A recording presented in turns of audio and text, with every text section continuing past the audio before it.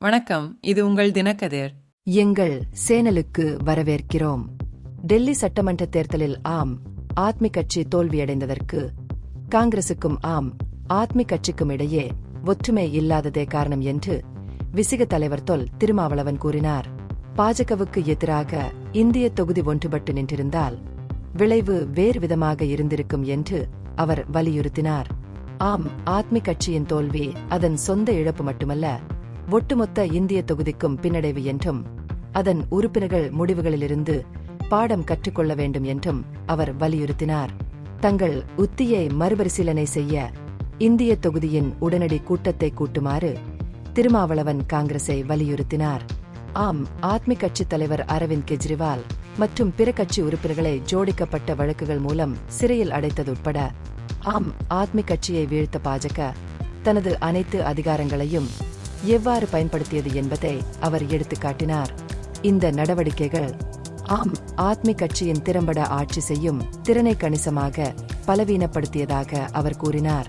பாஜகவின் செயல்களுக்கு எதிராக காங்கிரஸ் நிற்கவில்லை என்று விசிக தலைவர் விமர்சித்தார்.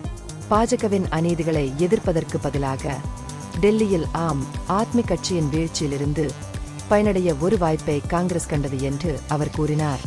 இந்த உள் ஒற்றுமையின்மையே தலைநகரில் ஆம் ஆத்மி கட்சி ஆட்சியை இழப்பதற்கு முக்கிய பங்கு வகித்ததாக அவர் கூறுகிறார்.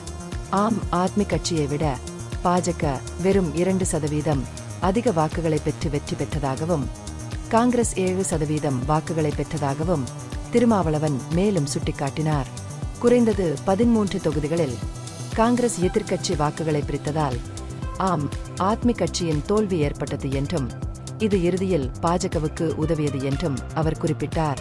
தனது அறிக்கையில் எதிர்கால தேர்தல்களில் பாஜகவை திறம்பட எதிர்கொள்ள இந்தியா பிளாக்கிற்குள் வலுவான ஒற்றுமையின் அவசியத்தை அவர் மீண்டும் வலியுறுத்தினார்.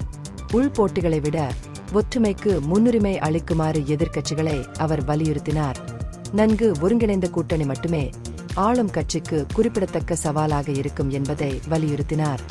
இந்த பகுப்பாய்வு நுண்ணறிவுள்ளதாக கண்டால் முக்கியமான அரசியல் முன்னேற்றங்கள் குறித்த கூடுதல் புதுப்பிப்புகளுக்கு லைக் செய்யவும், ஷேர் செய்யவும், சப்ஸ்கிரைப் செய்யும். இது உங்கள் தினக்கதிர். நன்றி.